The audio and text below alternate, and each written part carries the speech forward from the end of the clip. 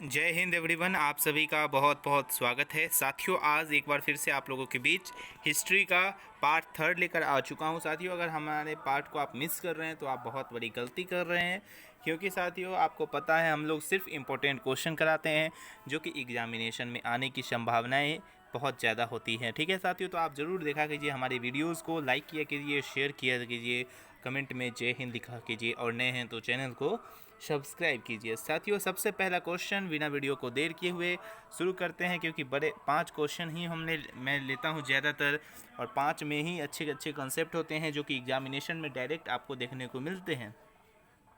तो पहला question author और उनसे उनके बुक से रिलेटेड है साथियों।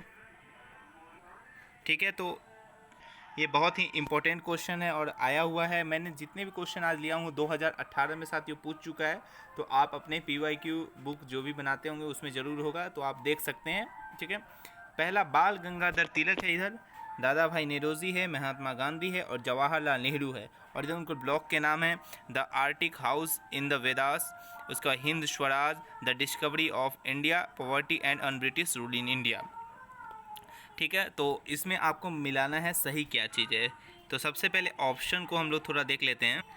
ऐसे क्वेश्चन में आप लोग ऑप्शन को एलिमिनेट किया कीजिए। साथियों, आप पढ़ते होंगे लेकिन एलिमिनेशन मेथड बहुत ही ज़रूरी होता है, तो आप एलिमिनेट करते रहिए। आपको सबसे इजी क्या लगता है? जवाहरलाल नेहरू का आपने बहुत नाम सुना होगा और उनके बारे में जानते होंगे कि उन्होंने ही डिस्कवरी ऑफ इंडिया लिखा, तो मतलब डी का तो ऑप्शन 3 होगा। तो ऑप्शन ए तो ऐसे ही हटा दीजिए आप, ऑप्शन बी तो ऐसे ही हटा दीजिए, मतलब और सी और डी में अब हो गया है, क्योंकि सी और डी ऑप्शन में डी का 3 दिया हुआ है। ओके, तो उसके बाद महात्मा गांधी का बात करें तो उन्होंने हिंद स्वराज लिखा था, ये भी आपको पता है। तो देखो ही महात्मा गांधी हिंद स्वराज हो गया, तो ऑप्शन 2 मुझे लग रहा है, मतलब ऑप्शन डी सही होगा। और दादा भाई नेरोजी ने आपको दादा भाई नेरोजी ने आपको ऑप्शन 4 में poverty and on British rule in India आप पढ़ते होंगे तो लिखा होगा, मतलब ऑप्शन सी करेक्ट होगा साथियों, मतलब बाल गंगाधर तिलक। तो पहला का ऑप्शन सी है। आप ऐसे ही एलिमिनेट किया कीजिए क्वेश्चन को। साथियों, एक बात मैं बोलना चाहता हूँ, अगर आपको थोड़ी वीडियो में आवाज़ बाहरी सुनाई दे रही होगी तो उसके लिए क्षमा चाहता हूँ, क्योंकि साथियों मैं जहाँ अभी हूँ वीडियो आप लोगों के लिए बना रहा हूँ, एक रेगुलरिटी पूरी तरह से मेंटेन कर रहा हूँ, तो थोड़ी बाहरी सोर्स से आवाज़ें आ रही हैं, तो इसके लिए मैं क्षमा चाहता हूँ, तो आप लोग मैनेज कर लेना। क्वेश्चन नंबर 2 साथियों आप लोगों के सामने ऐसे ही एलिमिनेट करके आप क्वेश्चन बनाया करो। क्वेश्चन नंबर 2 मैंने बहुत पहले करा दिया हुआ है। Who among the following leaders started the Indian home rule league? बहुत ही इंपॉर्टेंट क्वेश्चन है। इंडियन होम रूल लीग किसने किया था? होम रूल मूवमेंट से ही क्वेश्चन है, और मैंने इसका आपको पिछले वीडियो में पार्ट 2 में कराया था कि होम रूल मूवमेंट कितने सजेस्ट किया, किसने स्टार्ट किया, कब किया, सारी चीज़ बात हुई।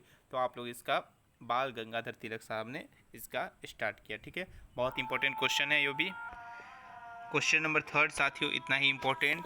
The place of English East India Company settlement in Madras was known by?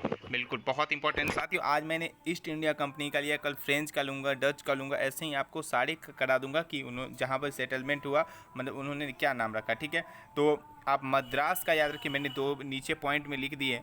Madras में साथियों फोर्ट सेंट जॉर्ज है, ठीक है, और कलकत्ता में फोर्ट विलियम है। बहुत इंपॉर्टेंट क्वेश्चन है और ये भी PYQ है, 2018 में आपसे पूछा गया हुआ है कि मद्रास में जो भी place East English East India Company ने settlement in Madras was known by क्या कहा जाता है? तो फोर्ट सेंट जॉर्ज कहा जाता है। बहुत इंपॉर्टेंट और एक अच्छा क्वेश्चन यहाँ पर भी है। ओके, और कलकत्ता में साथियों फोर्ट विलियम। हो सकता है कि आपके एग्जाम में इस बार क्वेश्चन आ जाए कि कलकत्ता में क्या कहा जाता है, तो ऑप्शन ए में आपको मारना होगा, फोर्ट विलियम कहा जाता है।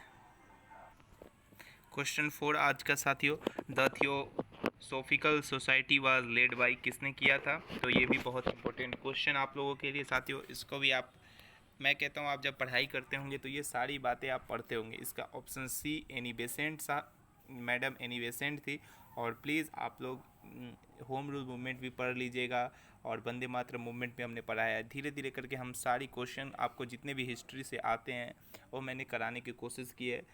14 से 15 क्वेश्चन हिस्ट्री के आप मान सकते हैं आते होंगे एग्जाम में, तो आप आराम से हमारे वीडियोज़ से 8 9 10 12 मतलब सेट वाइज हम लोग कराते चल रहे हैं, ताकि आपको दिक्कत ना हो, ठीक है। तो आप इसको भी अच्छे तरीके से पढ़ लीजिएगा। हाँ, लास्ट क्वेश्चन आज का साथियों, कंसीडर द फॉलोइंग मूवमेंट।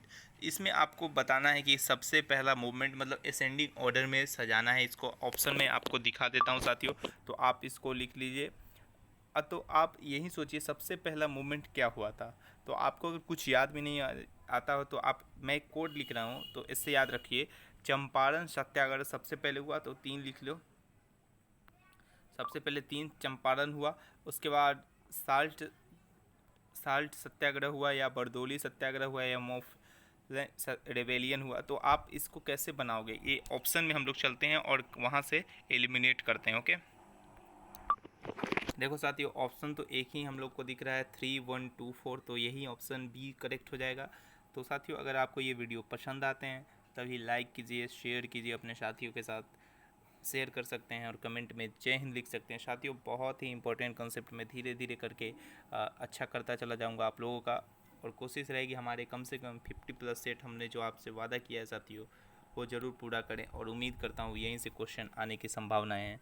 साथियों, आपने हमारे चैनल पर जो ज्योग्राफी का क्लासेस चल रहे हैं अगर नहीं कर रहे हैं तो यकीन मानिए कि आप अपना बहुत बड़ा नुकसान कर रहे हैं, ताकि आपको वो कंटेंट मिले जो वाकई आपको एग्ज़ाम में आते हैं साथियों, ठीक है। तो आप, आपका मन, आप कैसे अपने आपको सेटलमेंट करना चाहते हैं वो या नहीं, ये आप पर है, ठीक है। तो सुबह में हमारी इंग्लिश की क्लास चलती है, मैथ्स की ट्रिक्स की भी क्लास आने लगी है, उसके बाद ज्योग्राफी भी हो रहा है, हिस्ट्री भी हो रहा है, और कुछ अन्य बातें भी आप लोगों के साथ होती रहेगी साथियों। बीच बीच में करके बायोलॉजी का भी कुछ क्वेश्चन जो एग्ज़ाम में आ सकता है वो भी कराऊंगा मैं, उसके बाद पॉलिटी का भी क्वेश्चन आएंगे।